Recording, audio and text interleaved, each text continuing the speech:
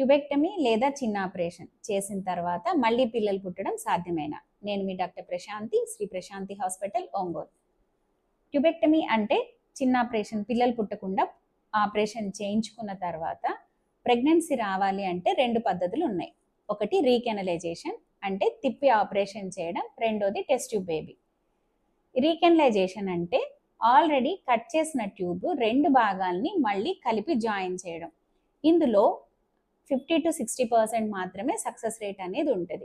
Recanalisation success rate అనేది patient age, egg quality, వాళ్ళ husband sperm parameters మీద depend అయి ఉంటుంది.